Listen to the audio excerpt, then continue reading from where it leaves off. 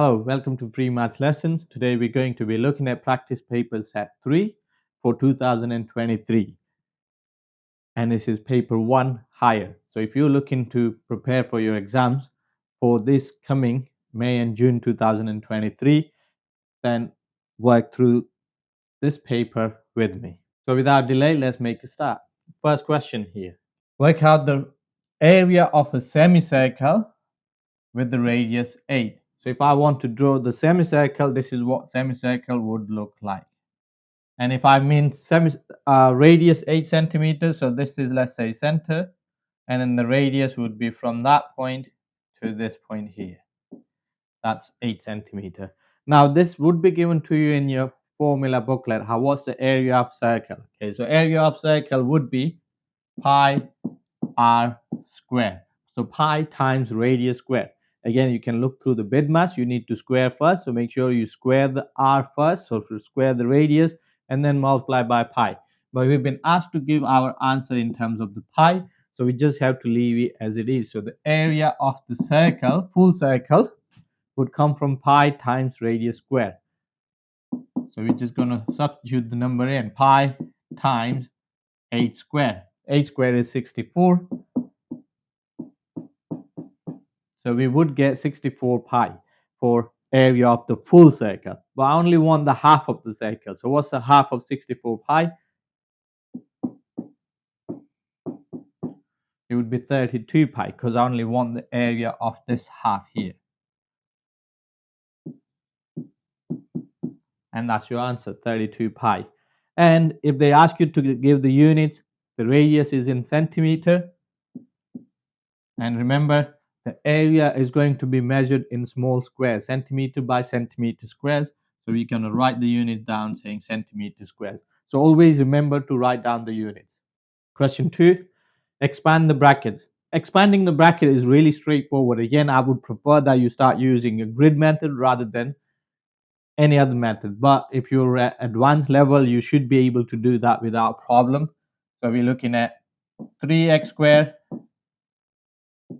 multiplied by 2x and negative 5. So 3 times 2 gives you 6. X squared times x gives you x cubed. And then you go 3 times negative 5 is negative 15. And x squared is that. So that's our answer. 6x cubed minus 15x squared. Again, a lot of people use the arrows to keep that track of the multiplication. So we're going to do that. 3x times 2x will give you 6x cubed. And then you do 3x squared times negative 5 will give you 15x squared. I would write down the equation again. And do the same thing on both sides. If you're solving equation, you want to work out what x is by itself. So we need to get rid of that negative 3 and that 7, divide by 7. So getting rid of the negative 3 is straightforward. You add 3 on both sides.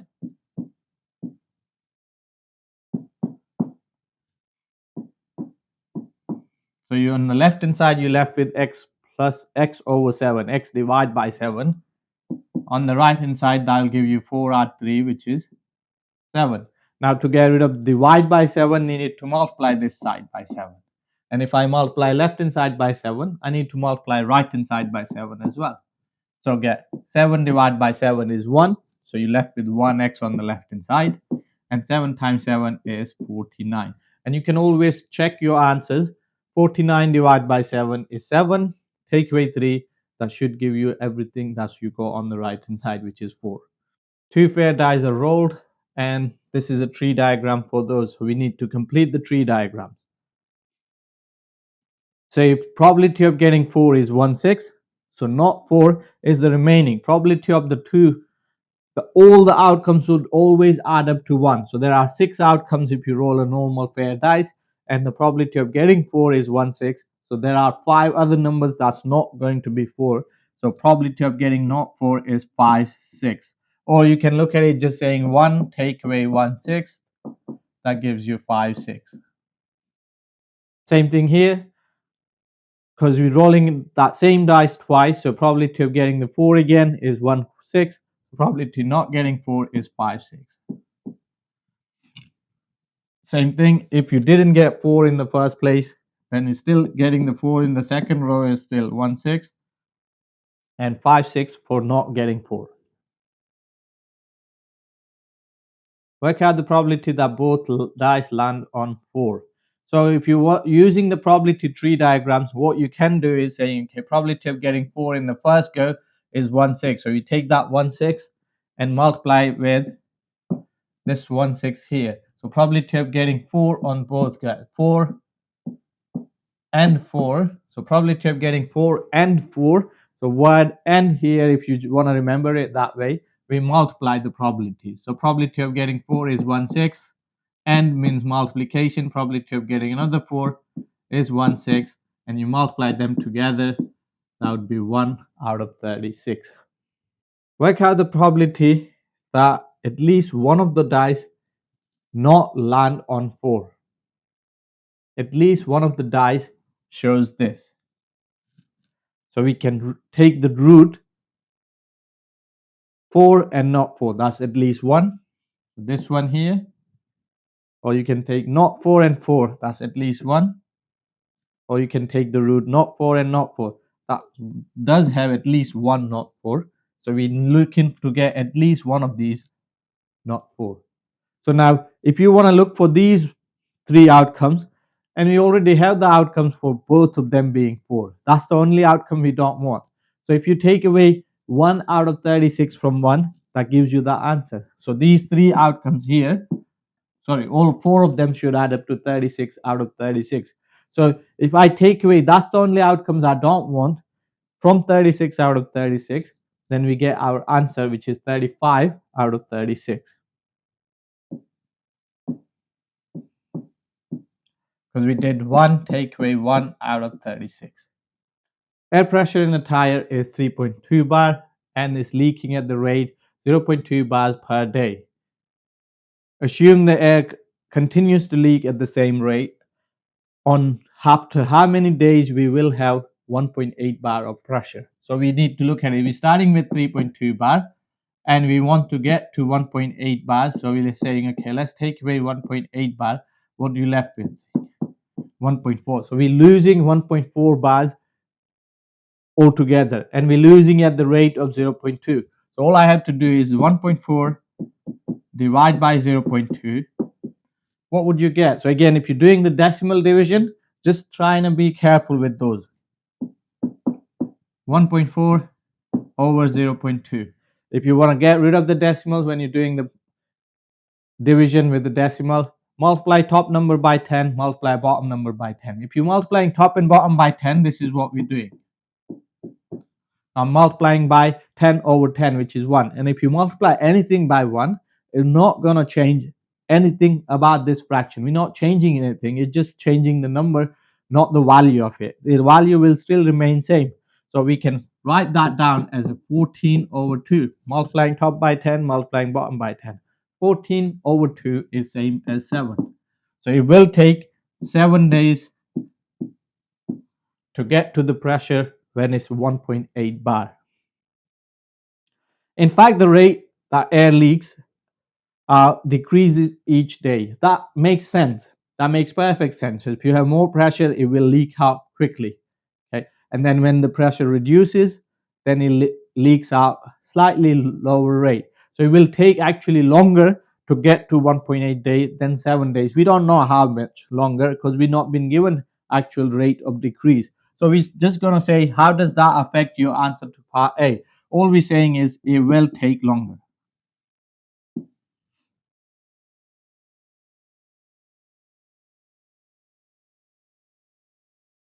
But what we've been asked to do is show that the angle X, this angle here is 38. We need to show that.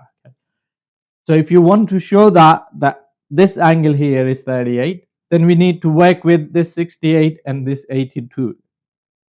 Let's start with this 68. There's multiple way of doing this. This is at least 4 way of showing that this angle here is 68. So we're going to start with this 68. As long as you put angles on this diagram, you still get max as long as it's the correct angle on this diagram here. So I can put this angle here is 68. As long as I record that angle to be 68 on the diagram, or you can write that down saying ABC. So angle ABC is 68. As long as you've written anything like that down here, you would get 1 mark. Or you can work out this angle and you would get 1 mark as well. If this angle turns out to be 30 degree, because you did 180, take away 68 and 82, that would turn out to be 30 degree. And that will also get you 1 mark. Okay. But we're looking for this fact here. We also know that this line here is same as this one here. So that makes this triangle here, ABC, isosceles triangle. And isosceles triangle have two same angles. So this angle here is 68 as well. So we can use both of these way, 68, 68, and this angle here, that makes 180 degrees. So whatever that angle turns out to be when you take away 2 lots of 68 from 180. So that will give you this angle here. Or what we can look at is the fact that this x plus 38 should be equal to 68. Why? Because they are alternate angles on parallel lines. If this line crosses these two parallel lines, so this angle here, 30 plus x, is going to be equal to this angle here, which is 68. So we know the x is going to be 38. So that's another way of doing it, using that 30 degree. If you didn't find that 30 degree, we can use that.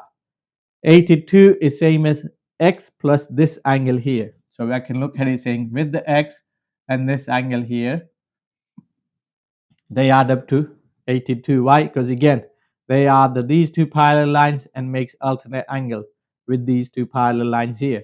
So we could have wrote it down saying 82 is equal to x plus what's that angle turns out to be? Is it 44? Because if you do 180, take away 68, take away 68. So this has to be 38 to make that angle to be 82.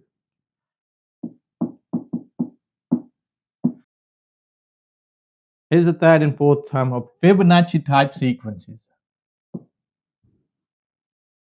If the sequence is Fibonacci type, then when you add these two terms, that gives you the next one. When you add these two terms, that gives you the next one. It's already been mentioned in the question here. Okay, so show that the first term is 13. We need to show that first term is 13. So we can start working backward from here. We can say 47 take away 30 will give you that term, which is 17. So 17 add 30 will give you that 47. And then you do 30 take away 17. That gives you that first term, which is 13. And that's all we needed to show. Whereas the second part of this question is slightly trickier, but requires same thing. When I add these two numbers here, which equals to 5, these two. So if I do 5, take away this number, that should give me x. Or if I do 5, take away x, that should give me this number here. So this one number here, the blank number, is 5, take away x. Because if I do x, add 5 minus x, that gives me 5. So we can do the same thing again. If I add these two numbers together, that gives me this one. 5 minus x, add 5. So I have positive 5 and positive 5. That gives me 10. And then I have negative x. They are two different terms. So I will get this term to be 10 minus x. I can do the same thing again.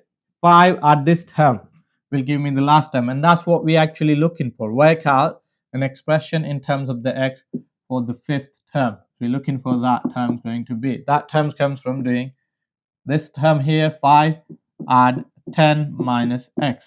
So I can add the numbers like we did here. 5 add 10 is 15. And take away x. So this term here is going to be 15 take away x. Now this is slightly trickier question. Okay? It's the 3-mark question, and you need to be able to be precise with how you're going to answer this question. Ticking one of these boxes doesn't get you any marks without actually following up with the reasoning. So what we're trying to say here is saying if you got this triangle here and it's a Pythagoras theorem, if you square that and take away square of this side here, you get square of the base. So the base would be square root of whatever you get from there. So one of the examples been given to you here, if I have the biggest side, if I have biggest side, that's 5. So we get 5 square, that gives you 25. That's been given to you here. That's the 3. So you're doing 3 square, that gives you 9. And when I do 25, take away 9, that gives me square of this side. So base square is 16. So the base is going to be square root of 16, which is actually 4. So if you know that this is going to be whole number, square root of 16 is a whole number, that gets you 1 mark here. Okay. And sometime you would get decimal. So let's try different number here. Let's say we try y to be 4 and x to be 3. So we're doing 4 square, that's 16, and 3 square, that's 9. So we're doing 16 take away 9, that gives you base square, which is 7. So the base would be square root of 7. And square root of 7 is not a whole number. Then you get that third mark saying it sometimes gives you a whole number and sometimes it gives you the decimal. There are 3 roots, a, b, root 1, root 2, and root 3. Which of these 3 roots takes the longest time? That's what we need to work out. Root 1 would be 30 miles at 40 miles per hour. Again, you need to know your compound measures. What's time is. So we're looking for time. So time is distance divided by speed. So we have the distance, that's 30 miles here. So time taken this place here would be 30 miles divided by 40. So that's how long it will take, 3/4 of an hour, 30 over 40 of an hour, which is 3/4 of an hour.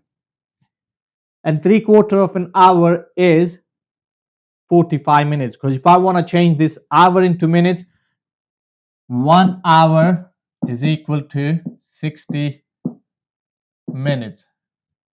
So if I'm going from hour to minutes, I'm going from 1 to 60. I need to multiply hours by 60 to go from hours to 60. So I'm going from hour to minutes, multiplying 3/4 by 60, and you get 45 minutes. If you want it to be precise, you don't have to, as long as you know which fraction is bigger. So root 2, we're doing the same thing. We're doing 45 over 50 of an hour. Again, to get into minutes, we multiply by 60. So 45 over 50 changes to 54 minutes, is it? And I can do that very quickly, saying, okay, divide that by 10, divide that by 10. Then I got 5 and 6 doesn't go into each other, but 5 goes into 45 9 times. So all it's doing is 9 times 6, which is 54. So we get 54 minutes. So obviously we know the root 2 will take longer, but we still need to work out the last one, which is 50 over 60. That's how long it takes in terms of hour, 5/6 of an hour, but we multiply by 60 to get it into minutes. So 60 cancel with 60, so we get 50 minutes. So which root takes the longest time? We know that it's going to be root 2. To get those 4 marks, we need to be showing this working out. All 3 of these needs to be worked out, and then you should have picked the right one to get the 4th mark. 1 mark, 1 mark, 1 mark, and picking the right answer gets you that 4th mark. Samantha travels route 1 10 miles per hour faster than it was before. So we take Samantha doing 30 miles at 50 miles per hour. Because in the immediately I'll put S for Samantha. Okay, Samantha drives 30 miles at 50 miles per hour. So let's work out what her speed going to be. Time's going to be. So time's going to be 30 over 50, which is 3/5 of an hour. Okay, we leave it in terms of hour because we need to change that Daniel's time. So Daniel now takes the root 2, which is 45 miles. So we need to, so Daniel drives 45 miles. And if you read the question again, Daniel and Samantha both takes the same time. Okay, so we will know that time is 3/5 of an hour. 45 miles and 3/5 of an hour. So what was Daniel's speed? We need to work out Daniel's speed. So would it be faster or slower? And if it's faster, how faster does it travel than the previous root 2 time, average time? Okay. So we need to do 45 divided by 3/5 because distance divided by time gives you the speed. So 45 divided by 3/5, which is same as saying 45 times 5/3. So if you do that calculation, 45 divided by 3 gives you 15. 15 times 5 is 75. So Daniel would take 75 minutes. And previously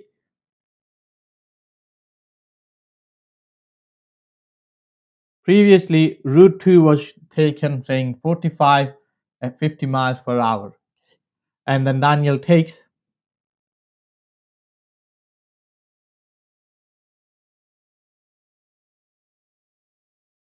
Daniel travels at 75 miles an hour.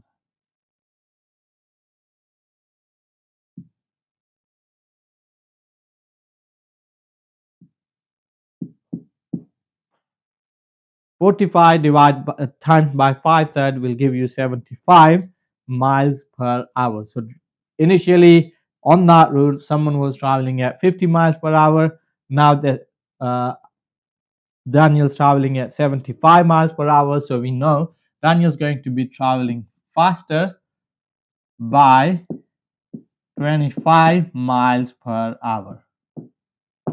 And that's what we were looking for.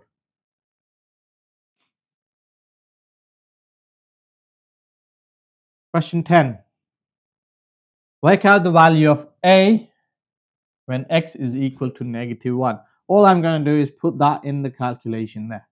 Substitute x equal to -1, but I'm going to use brackets to show that substitution.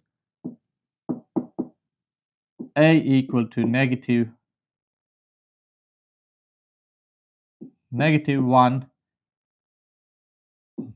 take away 4,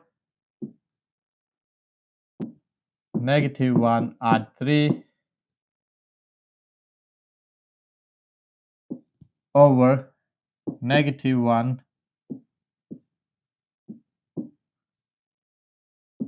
brackets -1, -1.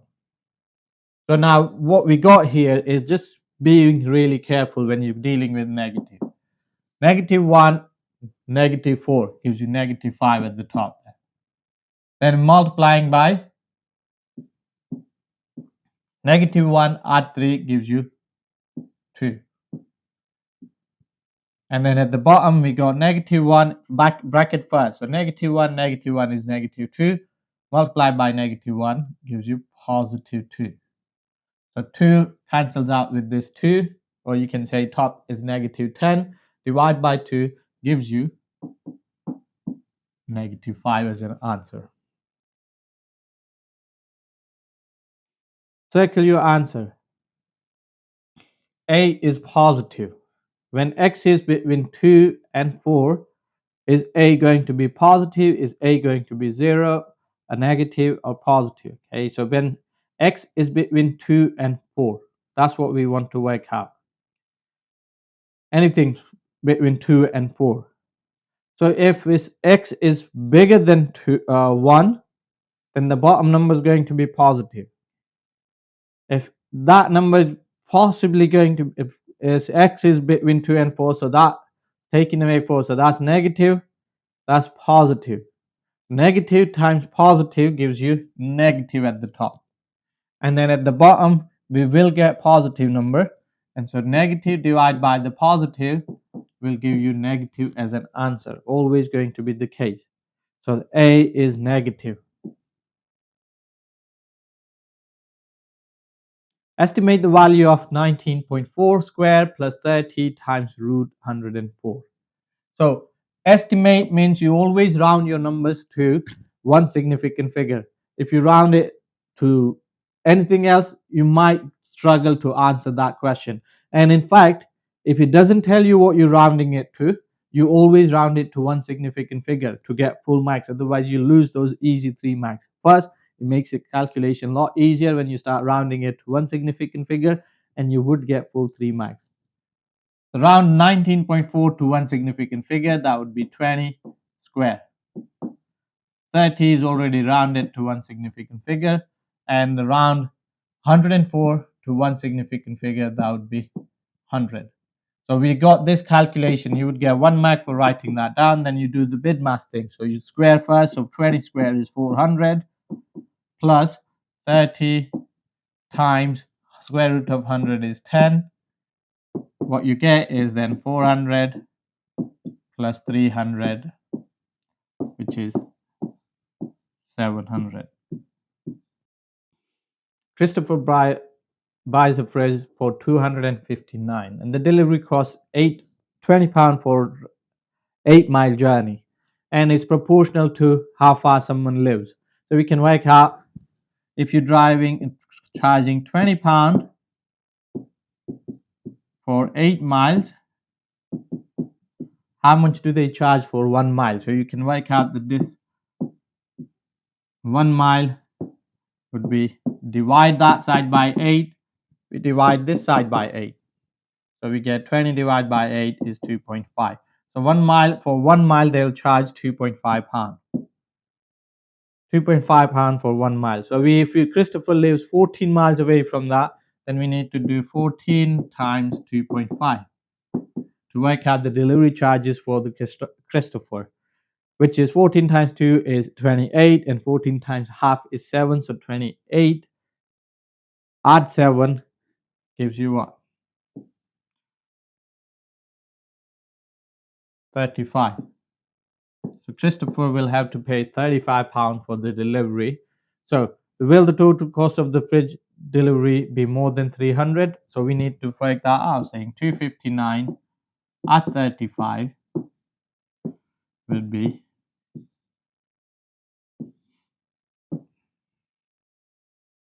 294. So it'll be less than 300, and we shown that working out here.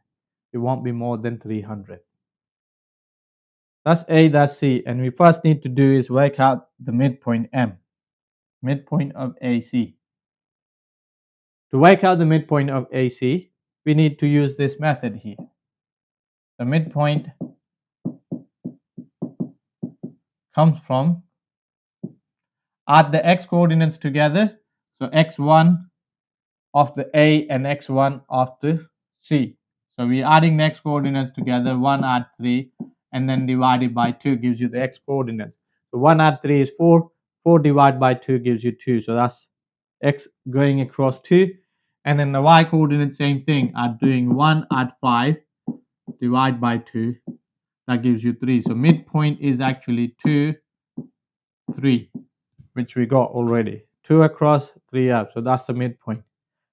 And that midpoint distance there is same for the B, wherever the point B is going to be. And it's, remember, it's a kite.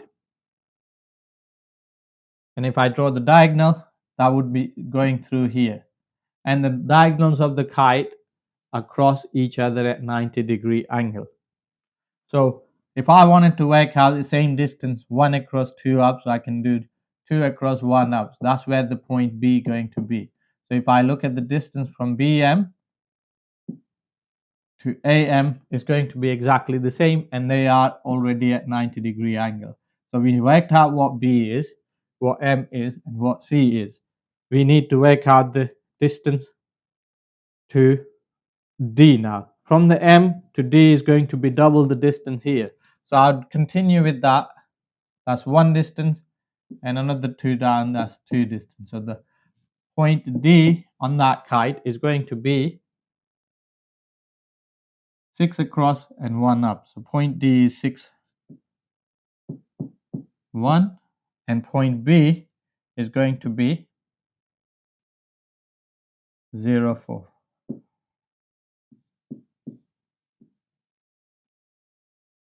Now these are not the only points. If I had the B over here, then D would go further down there.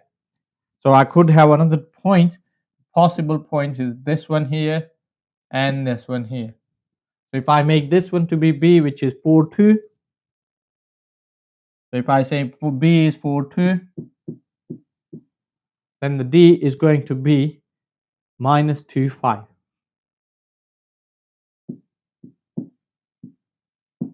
So any one of those points would have got you there.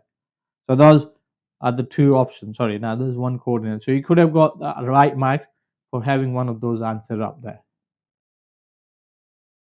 Write down the vector that is same size as xy. So we're looking at 1 across 3 up, or you can do 1 up 3 across. That's same size vector. But it needs to be perpendicular to xy, means making 90-degree angle. So what we done earlier kind of things, well, how do you work out 90-degree angle? If you rotate x with the y, then it will turn 90 degrees. 1 up, 3 to the right. So these two lines will make 90-degree angle. So that's another vector that's same size, but it's 90-degree angle to that. So again, how do I write that vector? If I say this is x and that's y, if you wanted to look at it. Okay. So I can write that vector down saying, okay, you always write the horizontal distance first and then the vertical distance after in the vector. So 3, 1. 3 across, 1 down. Or I can do the other way around as well. Okay. 3 to the left. That's 3 to the left and 1 up. Work out the value of 8 to the power negative 1/3. You can deal with it slightly differently if you want to. So we can start with the negative first, or you can start with the fractional power first. So if you have a to the power m over n, this m in the fraction suggests power. And then that bottom number suggests the root. So that bottom number there is a cube root in a way. So 8 to the power 1/3, and it's negative. So if you deal with the 1/3 first and then work out the negative power, we can do that. So you're saying, okay, 8 to the power 1/3 to everything to the power minus 1. That will get rid of that minus sign there. So 8 to the power 1/3 means cube root of 8. And everything to the power minus 1. Cube root of 8 is 2, and 2 to the power minus 1. Remember, negative power means a division. So 2 to the power negative 1 is 1 over 2 to the power positive 1, which is half. So if we found the value of 8 to the power 1/3, negative 1/3 is half. You could have done the negative first. That means bringing everything down first. 1 over 8 to the power 1/3, which is 1 over 2. That's it. By drawing the graph y equal to 2x squared minus 1 on the grid, approximate. So we need to draw the graph of this one here, and we already know the graph of that. And when you see where they cross each other, that would be our solution. There's two answers generally, because it's a quadratic graph and then you got the linear graph. They will make a crossing point at two places, and that's what we get for our answer. So I would just generally try to work with the tables of value. So let's start with the x value that goes from -2 to +3 to make sure you cover all the numbers within the grid there. And what would you get y value for those corresponding x value? -2, -1, 0, 1, 2, and so on. Okay, and 3. So when x is -2, we're only looking for this one here. When x is, let's start with 0. X is 0, y would be -1. Any values that you get correct generally would get you marked. Okay, so 0, 1. Plot that 0, 1. So when x is 0, y is -1. That's the point on that graph. When x is 1, we're saying 1 squared is 1 times 2 is 2. 2 take away 1 is 1. So when x is 1, y is 1. When x is 2, 2 squared is 4, 4 times 2 is 8, 8 take away 1 is 7. So when x is 2, y is 7.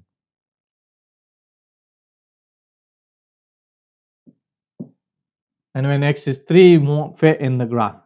So we're going to look at it negative values. When x is negative 1, negative 1 squared is 1, 1 times 2, so that's also 1. When x is negative 1, y is equal to 1. So you already see the curve. When x is negative 2, again, the y would be 7. Why? Because again, it's same thing. Negative 2 squared is 4, 4 times 2 is 8, 8 take away 1 is 7. So you already seen the curve of the graph there. It's going to go bottom at the center, and that's what you get. Smooth curve. So these are the estimated answer here. That's your one of the point, and that's your another point. X equal to 1.3 and x equal to 0. So on the sketch of y equal to cos x for 0 to 180 degrees, which one is the correct letter? Y equal to cos x. Cos generally starts from 1 and then it drops to -1 and then comes back up. So if you're only looking at 0 to 180 degree is A. Root 3 plus 2 multiplied by root 3 plus 2. That's what it means by square. So all you're doing is expanding two brackets. You can use a grid method.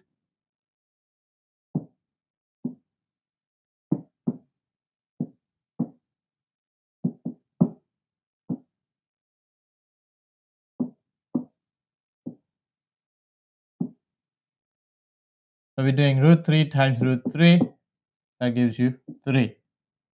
Root 3 times 2 gives you 2 root 3, and it's positive. Everything's positive here. That's also root 3 times 2 gives you 2 root 3. And then you're doing 2 times 2, that gives you positive 4. So we can collect the common terms here. 3 add 4 gives you 7. And 2 root 3 add 2 root 3 gives you 4 root 3.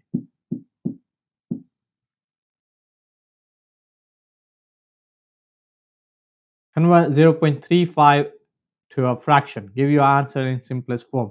So whenever this is 0.35 reoccurring, whenever you have recurring fractions, you can introduce algebra. X is equal to 0.35 reoccurring. That means if I multiply by 10, you'll get 10x. If I multiply left hand side by 10, I multiply right hand side by 10 as well. We would get 3.5 reoccurring. Again, that's still not going to be enough to help me with the actual answer. So what I'm going to do is I'm going to do 100x. If I do 100x, that'll give me 35.5 reoccurring.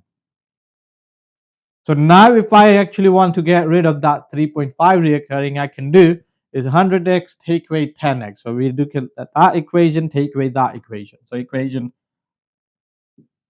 2 take away equation 1. So 100x take away 10x gives you 90x. And 35.5 reoccurring take away 3.5 reoccurring gives you 32. Because 35 take away 3 gives you 32. And 0.5 reoccurring cancels off. So we got our answer. Divide both sides by 90. We get x equal to 32 over 90. That's it. And it needs to answer the simplest form. So if you stopped at that point, you would have lost 1 mark. So we need to continue saying, okay, divide both sides by 2, we get 16 over 45. Is there anything common between 16 and 45? If there is, you simplify, otherwise leave it as a 16 over 45 because that's what our simplest form would be. Diagram shows the triangle ABE, this triangle here, and the rectangle BCDE. BC is 4 centimeters shorter than BE. So whatever that length is, let's call it X, then that would be or let's say BC is x, then that would be x plus 4, because this is 4 centimeters smaller. Or you can do this one to be x minus 4 and that one to be x. Area of ABE is equal to area of this. How do we work out the area of this triangle? When it's not right angle triangle, we don't know the height. All we know is this part here. We can use that formula for area of triangle, half AB sine C. We can use that. So this could be, these two lengths could be your A and B, and that's your length C, so that would be your angle C. So we can put that in and work out what the area is going to be. So it's a half times A, which is 12, times B, which is x plus 4. And then we need to do the sine of C, multiplying by sine of 30. So if you do that calculation, we should know now what sine 30 is going to be, because this is non-calculator paper. So sine 30 is actually half. If you're not sure, you can always derive it using the fact that if I have equilateral triangle, that's 2 length, 2 length, and 2 length. If you split that equilateral triangle into half, that would be 30-degree angle there. That would be 60-degree, and that's 90-degree there. So if I split that triangle into half, that's got length 2, that would be 1. So again, remember, sine is SOHCAHTOA. So sine is opposite over hypotenuse. Okay, so that's the opposite for that 30 degrees. So sine 30, we're doing SOHCAHTOA. Sine 30 is equal to opposite over hypotenuse, which is that 2 there, and that gives you half. So sine 30 is equal to half. So you can put that in there. Now it will help you work out this area here. So we got half times 12, which is 6. 6 times x plus 4 times another half. So what you get is just 3 times x plus 4. So half times 6 gives you 3. And that's the area there. So we get area here is 3x plus 4. And if you want to work out the area of the rectangle now, remember, so sorry, there was a slight mistake there. That was 12 there. 3 times x is 3x, and 3 times 4, that gives you that 12. And then this one gives you x squared plus 4x. And then you compare them together. So we get x squared, take away 3x gives you x, and then take away 12, and then gives you 0 on that side. So we need to work out x squared plus x minus 12 equal to 0. Solve that quadratic equation. We can factorize it, saying it's going to be x, two numbers multiplied to get you 12. When you add them, you get 0. 1. So 3 and 4, the difference multiplied gives you 12, and the difference is 1. Which number is positive 1? So we need that to be negative, that to be positive.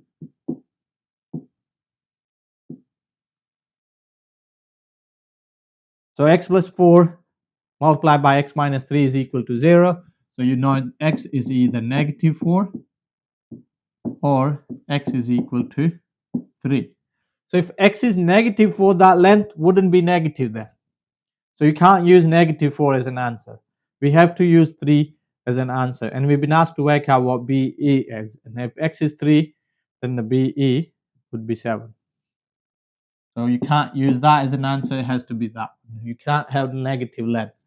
So x is 3 implies BE is equal to 3 plus 4, which is 7.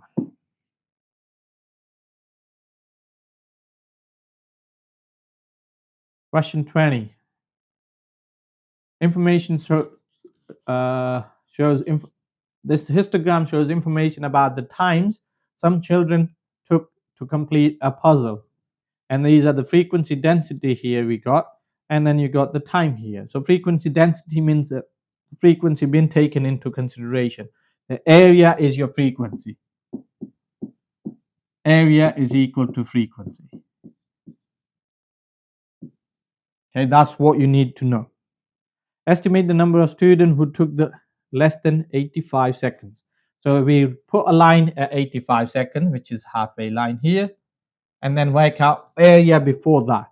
So we can work out the area up to 70 first.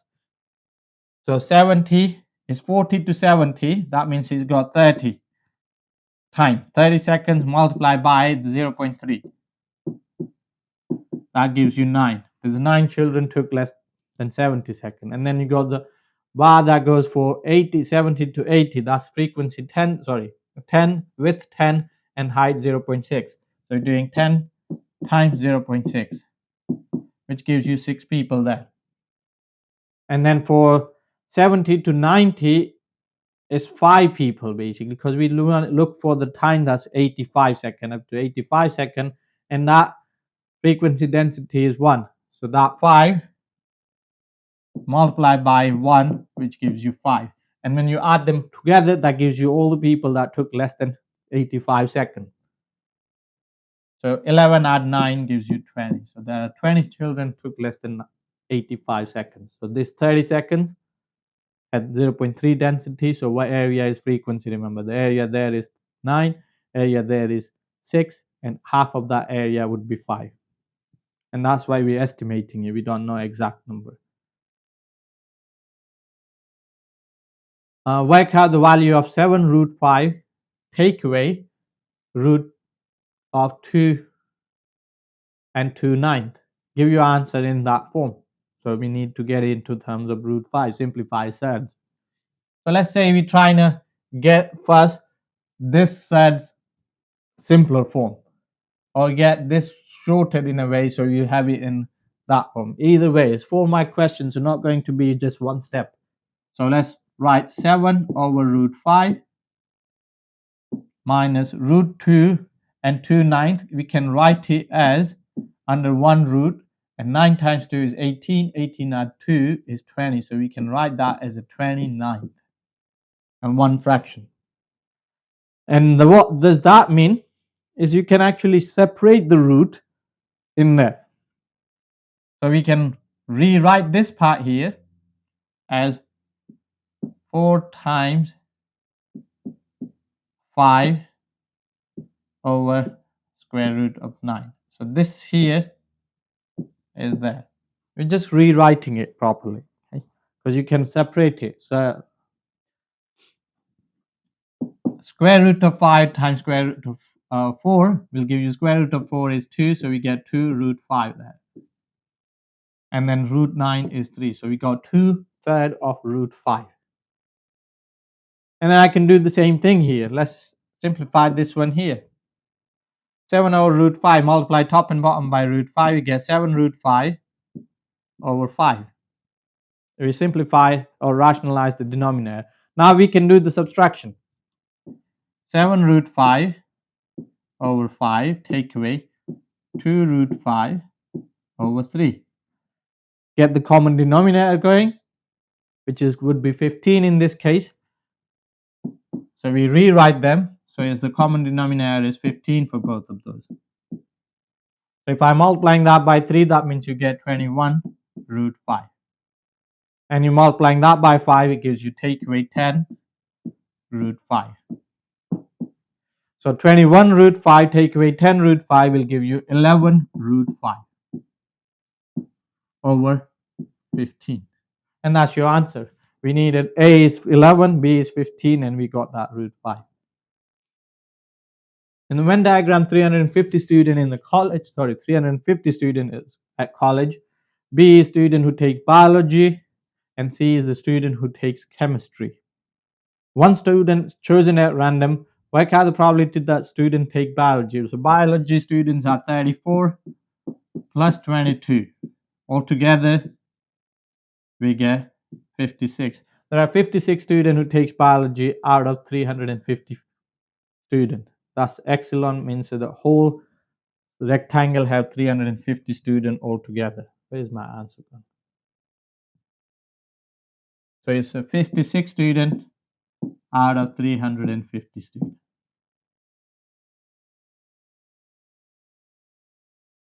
One of the students one student who takes the chemistry is chosen at random. Work out the probability that student also takes biology. So we only looking at this part here. From the chemistry class, we got how many people in the chemistry class? 22 out 30, 13, which gives me 35. So we have 35 students who's doing chemistry. And one of those chosen at random, work out what's the probability that that student takes biology as well. There's 22 students in the chemistry class also takes biology. So that's your answer there. 22 out of 35 is a probability that student also be taking biology.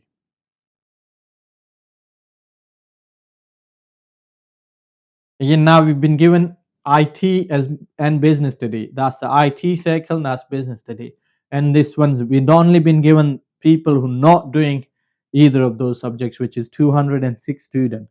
So we can do that first math straight away, basically 350, take away 206. That gives me, can't take away 6, so we get borrow 1 and leaves you with 4. So 144 students that should be allocated within these three numbers here, IT and business study. 144 students that completes IT and business study altogether. So these two statements here, that's really important. Number of students who takes IT and the business study is half the number of students who takes the IT only. So that's the number of students who takes IT and business study. They are half the numbers of the student who takes IT only. So if that's the half of this number here, then that number has to be 2x. Okay, that's the number that takes IT and business study, and that's the number who takes IT only. So that has to be 2x.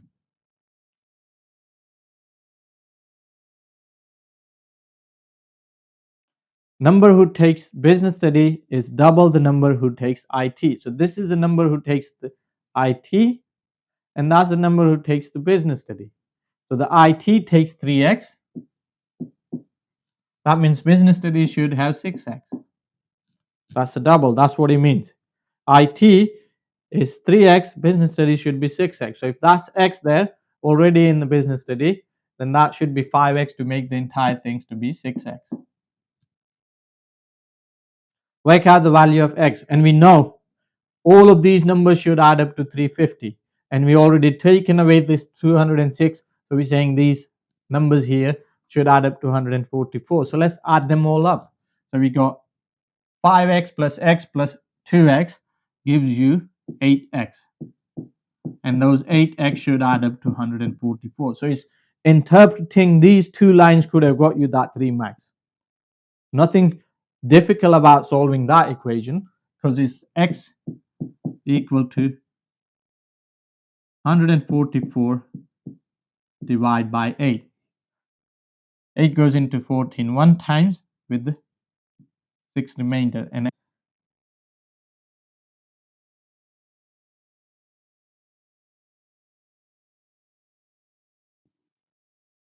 any equation of the circle would be this: x squared plus y squared equal to r squared if the center is 0, 0. Otherwise you can say x minus a plus y minus a squared is equal to r squared. So we know the a is 6, 8. That's point A, and B is on the y-axis. It's on the y-axis, that means the x value would be 0, and whatever the radius is, that would be your y value. Okay, so x, if we know this adds up to 100 there, then we know the radius is going to be 100 squared. R squared is 100, so radius is going to be 10.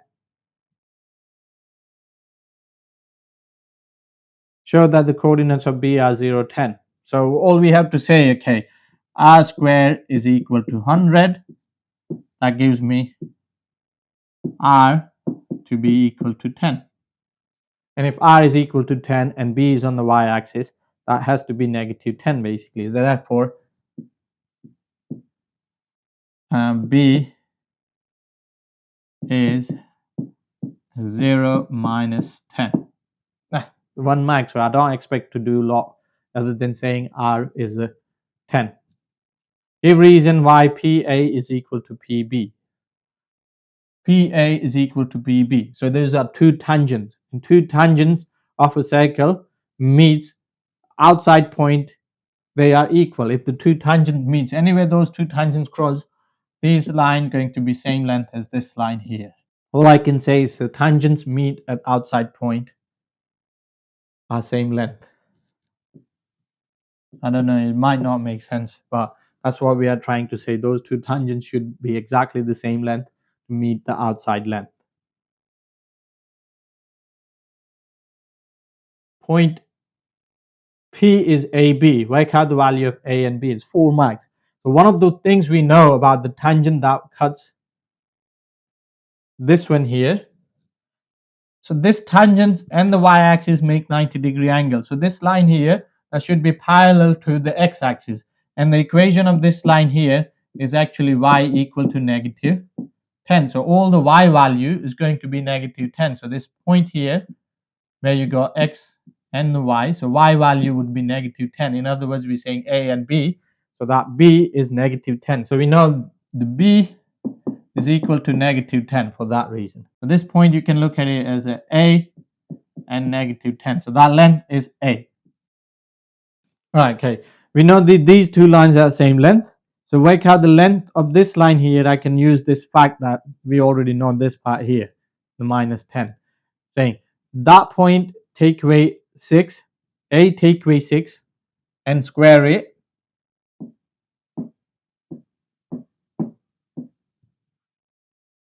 Plus, that gives you that length basically, the vertical distance squared, Pythagoras theorem. Minus 10, take away 8 and square it. That should be the same distance as this, which we know is going to be A. So we can say that would be A squared then. So we expand these brackets and we get A squared minus 12A plus 36. So 18 squared is 324, which is equal to A squared. Now we can cancel the A squared out on both sides. Take away A squared from both sides. Sorry, when you add them together, that gives you 360. So 360 is equal to 12A. So A is equal to 360 divided by 12. So we get A to be 30. Thank you for watching. If you learn anything from this video, then please share it with others and like it. Again, thank you for watching.